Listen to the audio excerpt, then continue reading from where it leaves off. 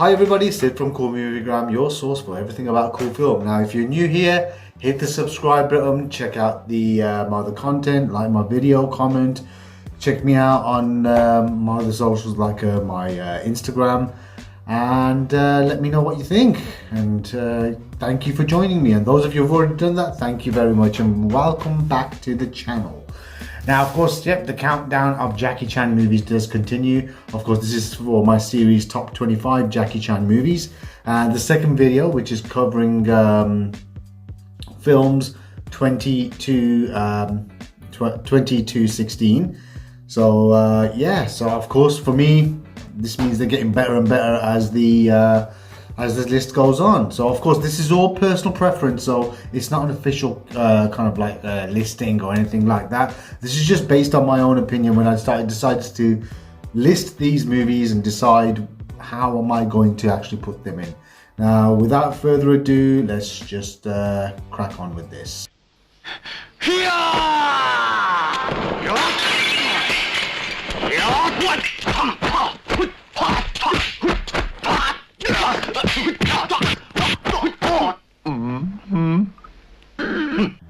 Number 20 is The Young Master, which is a 1980 film directed by Jackie Chan, which stars Jackie Chan with Wei Pai, Tin Feng, Yunbu Shikin, and Wang Yin-sik.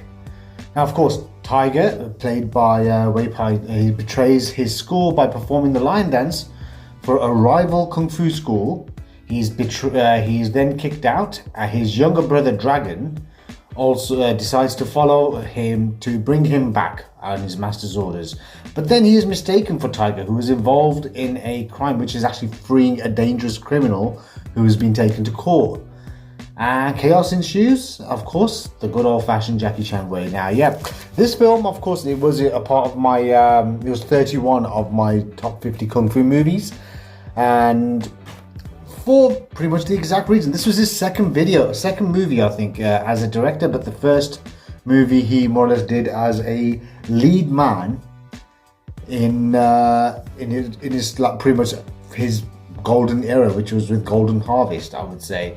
He had like pretty much the full control. He had the backing of Golden Harvest, and of course there were quite a few different versions of this flying around. You had the export dub, which was pretty much like had alternate scenes, and even the ending of that was kind of like shortened a bit.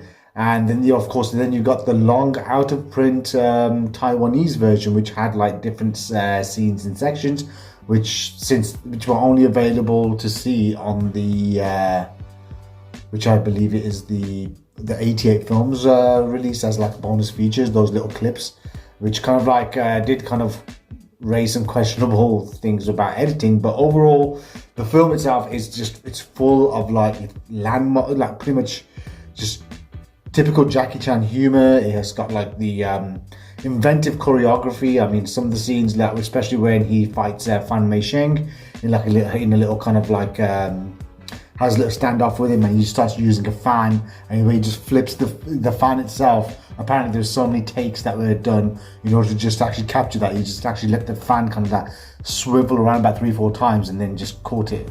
It's just so so iconic. But then of course, I mean, even getting to see Shikin play like a really comical role as a good person. He's playing like the chief of police who's mistaken Jackie Chan for his character Dragon for a criminal they know as the White Fan. And you know, shows like a comical side, because even prior to Enter the Dragon, Shikin was actually known for playing like really like just negative characters. He was like a landmark villain in like many like old Wong Fei-hung movies, as well as like a lot of TV shows on TVB. You know, he's always been known for playing like negative characters, but then we got to see like a different side to him in The Young Master. I mean, Yunbu, again, he has like a great duel with Jackie Chan as well, and you know, there are some great set pieces throughout. I mean, you get Jackie Chan kind of fighting, like using swords and whatnot against like some police officers trying to arrest him. The line dance sequences is really good at the start, and there's so much. I mean, but for me, the ending was great when Jackie just goes beast mode, just trying to beat a much more superior opponent in the form of Wang In-sik, who's like the Hapkido Grandmaster, who actually taught Jackie Chan Hapkido when where he got his black belt I think it was when they were shooting that movie Hapkido. Sammo Hung, Jackie Chan, and quite a few other members of cast had actually started learning the martial art off him.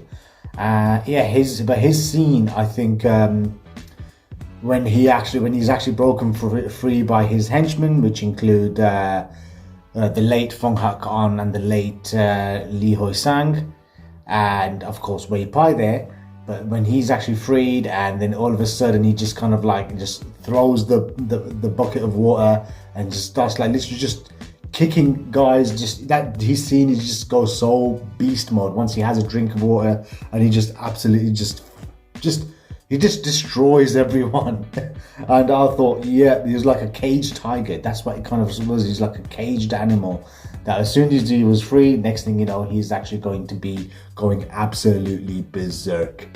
But definitely that's one of the reasons why, of course, The Young Master is like in my list. It's a classic Jackie Chan film.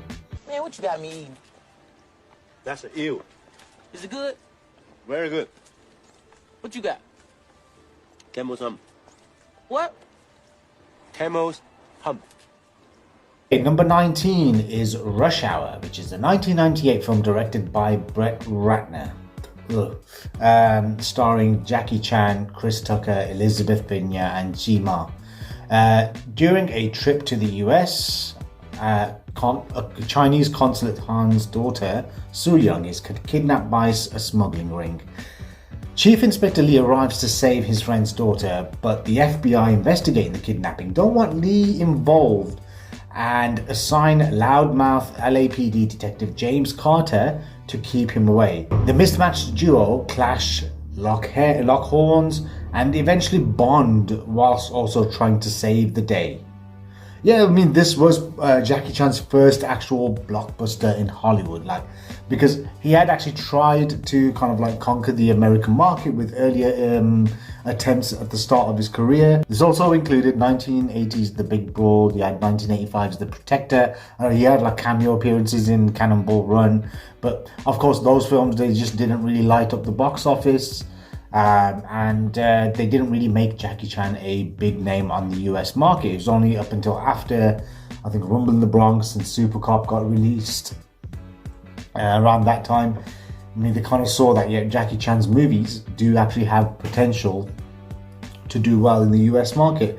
And then, of course, Brett Ratner, who, of course, has been a fan of Jackie Chan and martial arts movies for a long time as well. He decided, to make like a very kind of, it's a very, just like a great kind of a buddy cop comedy, which has always been like a go-to, I would say, of a safe bet at one point. This is before this whole kind of comic book craze happened. It just, thought why not pairing Jackie Chan with somebody along the lines like a black comedian. But then, of course, I've heard that initially they had actually intended Eddie Murphy to play James Carter, but they thought that Eddie Murphy's too big of a name. Eventually, that won't, probably might not be a good enough vehicle for Jackie Chan to kind of like flex his stuff. According to Martin Lawrence in an interview on, I think it was on the Jimmy Fallon show, Late Night with Jimmy Fallon, where he'd actually said that Jackie Chan had actually asked him to be in Rush Hour, but he turned it down. This is when Jackie Chan had actually appeared in a like a cameo appearance as himself in the show Martin. But but then eventually they kind of, I don't know how true this is, because eventually they did then settle apparently for Chris Tucker, which I don't know how true that is, because Chris Tucker had also featured in a movie called Money Talks, which was not really that successful. It was directed by Brett Ratner, it's pretty much made by the same producers as well, and of course, but then that same director decides to then make Rush Hour. Now I think, Chris Tucker was probably pretty much already kind of like cast. I mean, I don't know how true some of these rumors are, but that's what it is. But then overall, I mean, it works really well, because it's a great kind of like a Lethal Weapon-esque kind of like buddy cop comedy, but of course instead of like being two, Vietnam War veterans turned police officers, you got like two completely opposites of like the type of police officer, because you got Chief Inspector Lee, who's kind of like ran like task forces, who's bust like international smuggling rings, like he's kind of locked horns with a lot of triads, and you got LAPD Detective James Cotter, who's just like a loudmouth, and he just kind of gets into trouble. His mouth more or less lands him into something that he doesn't really have the full grasp of, and one's disciplined, the other one's just a bit more of a free spirit. And then he all through the whole way, I mean, the film itself is paced really well, the script writing is really good, the chemistry of the two actors, Jackie Chan and Chris Tucker, is pretty much the best highlight of the film, especially when you got Jackie Chan and Chris Tucker doing their rendition of Edwin Starr's iconic song War, and even some great kind of like some interesting kind of like action set pieces set in there. He's got that kind of sheen of Hollywood, kind of like a Hollywood movie, like you can tell it's like a glossy production, but then some people might say it's watered down Jackie Chan, but I thought it was actually quite a fun way to like introduce him, because maybe some of us who grew up with Jackie Chan on like the Imperial Entertainment Video VPD days, but there was a lot of people, especially in the West, they didn't. So this was their chance to kind of like maybe expand their palette. They kind of like this. I know this for a fact is that because of this movie Rush Hour, there were so many people who weren't that familiar with Jackie Chan. When they kind of watched this movie, they actually had gone on to actually expand their kind of palette, and it decided to kind of look at Jackie Chan's previous works, because when they realized that, apparently this guy's got like well over 100 movies at that point. And I think he had worked in many films, and he's like a big star in the East. He's got loads of movies. He's been working since he's been a leading man since the 70s, and they thought, okay, why not just check his movies out? And then this was pretty much for those who have not had an interest in Hong Kong cinema, I would say definitely, or martial arts movies to begin with, I would say this has been like a pretty much a strong kind of introduction to Jackie Chan. I mean, even my kids when they were young, I mean, they enjoyed watching Rush Hour 2 as well. So but definitely, I mean, the sequels, they ain't too bad as well. I mean, the second one was pretty good, not as good as the first. I think the first one was just a lot more, it was tightly written, and it was just a lot better, had more kind of like, there was more control over the script, and the pacing of the plot was great as well, because it was just such a fast-paced movie. And we kind of got to see what we have to offer. But bearing in mind, this is Jackie Chan in his 40s when he made this movie, and then hence onwards, and he did get older as the series went along. But apparently there's talks about Rush Hour 4, but I don't know, because director Brett Ratner, apparently he's been he has been pretty much he since he's left he's left America for another country, because he decided to go and seek some sort of a safe haven because of the allegations that were against him. I don't know if he's going to be able, he's been pretty much since then, he's been known as a disgraced director, and I don't even think he's going to come back. So I don't know if he's going to be involved, but see what happens. Come on. Grandpa, All's fair in love and war. I'm your grandson. The Fearless Hyena, which is a 1979 film directed by Jackie Chan, starring Jackie Chan, Yin Si-kwon, James Tien, and Chen Wai-lo, and as well as appearances by Dean Shek and others. Now, having learnt Kung Fu from his grandfather, Xing Lung, played by Jackie Chan, gets into fights and trouble, eventually taking challenges on behalf of a phony martial arts school. However, a ruthless government general is hunting his grandfather, who is an actual part of an anti-Qing rebel group. But when Lung's grandfather is killed, Xing Lung is taken in by a rebel master posing as a beggar, who actually teaches him the clan's secret kung fu of emotions. Yeah, this was Jackie Chan's first ever film as a director. So he had like the full creative control of this, because after when he had become a star with his little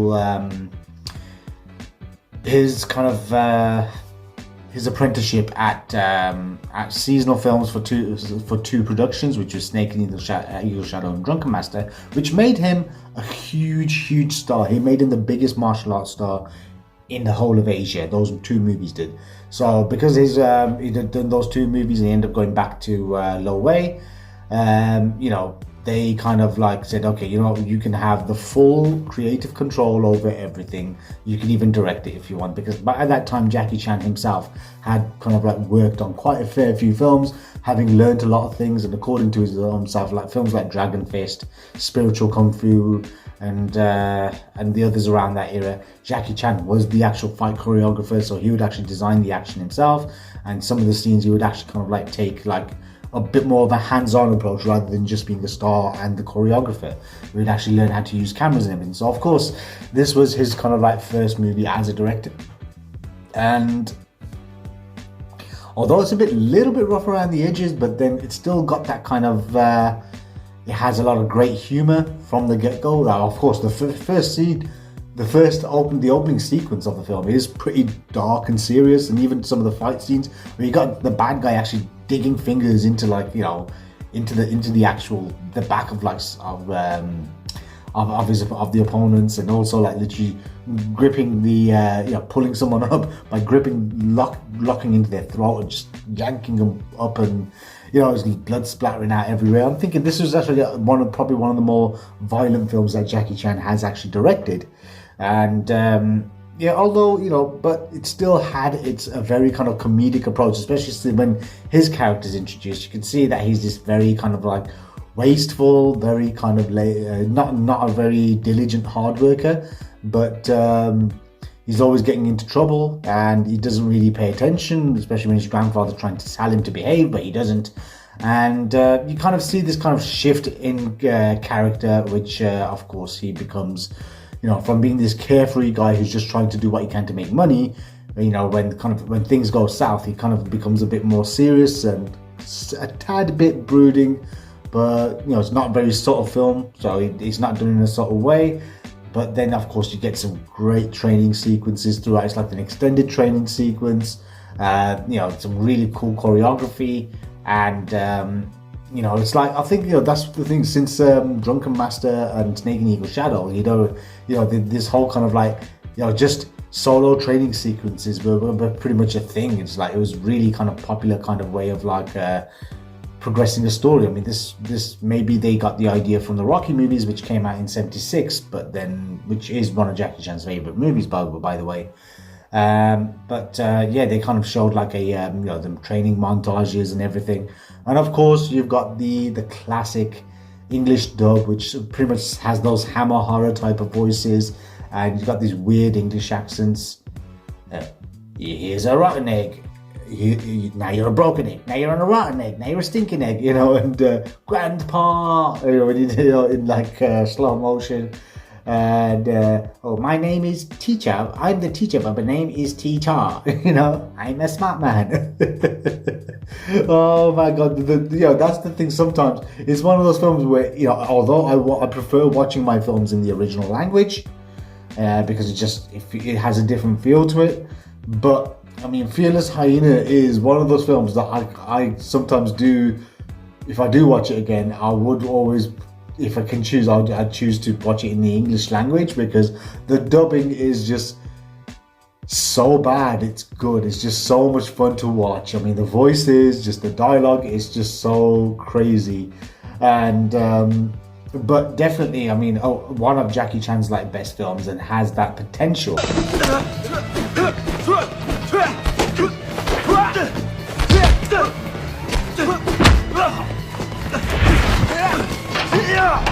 Number 17 is New Police Story, which is a 2004 movie directed by the late Benny Chan, starring Jackie Chan, Nicholas Tse, or T.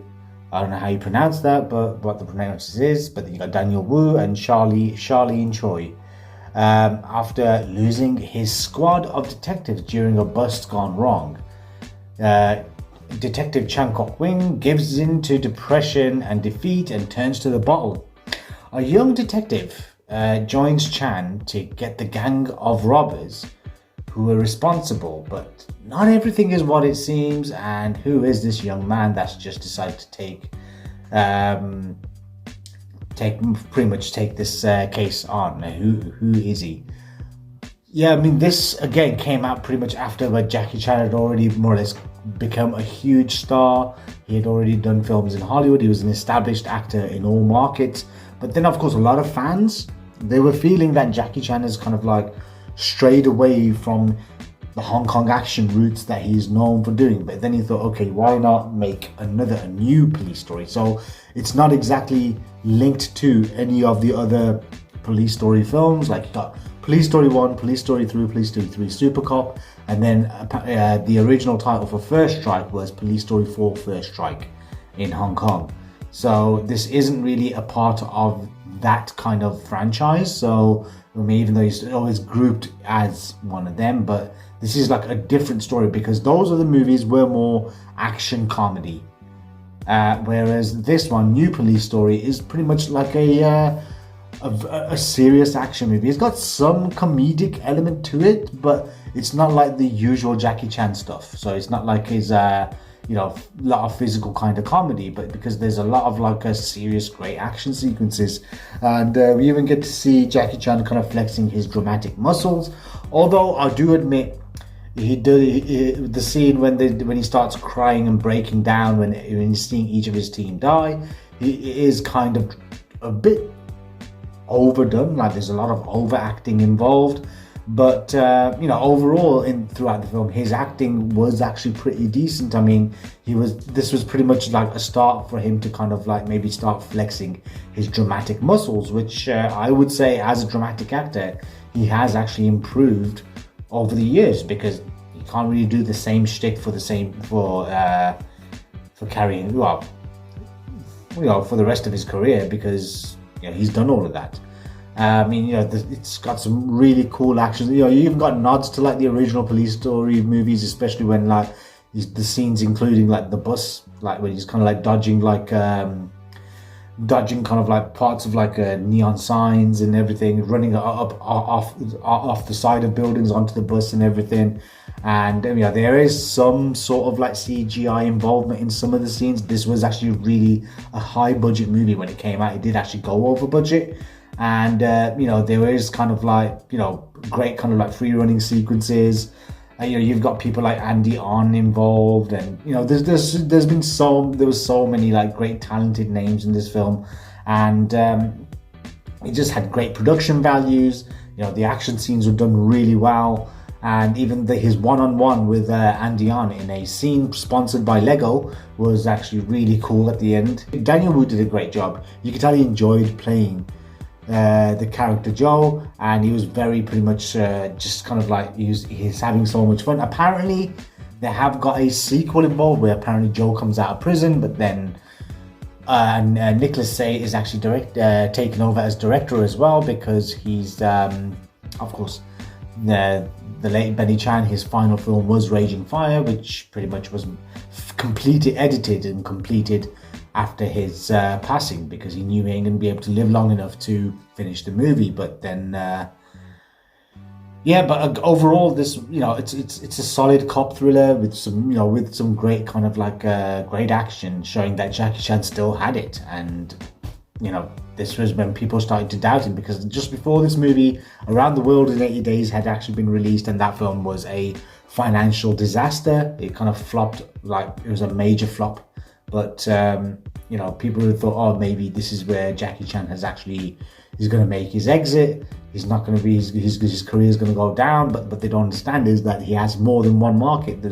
Rather, he doesn't just rely on Hollywood to make his money. But then his markets have always been all over the world. And when he went back to Hong Kong to make New Police Story, this kind of showed that he still has it. And it was a great effort.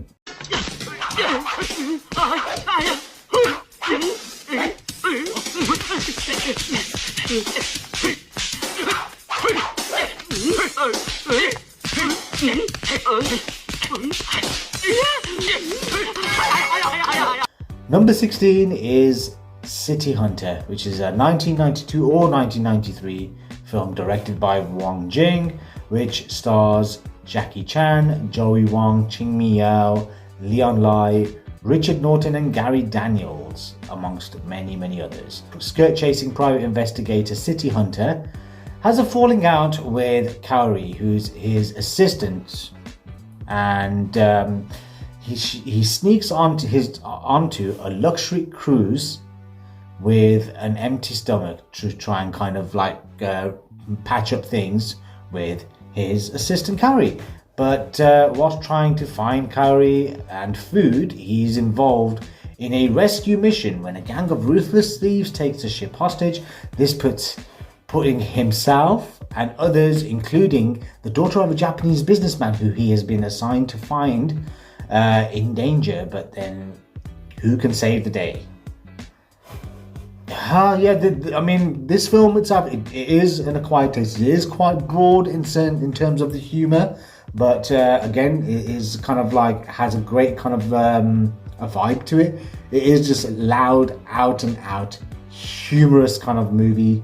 It's full of like it has got some really cool action sequences. I mean, the way that it's kind of done, it's almost like Die Hard on a boat, but you know, it's just done with like pretty much with a grin and a tongue sticking out. And you know, it is based on a very, very, very famous you know, comic strip slash you know, animated series from Japan called City Hunter, of course, with the iconic character Rosaiba Ryo, who's also known as Nicky Larson in the French market.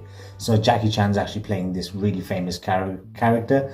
I mean, although it's not really faithful to the actual to the source material, but I mean, if you wanted a more kind of like very source material faithful kind of adaptation, you got the brilliant 2024 Japanese movie City Hunter, which was released on Netflix.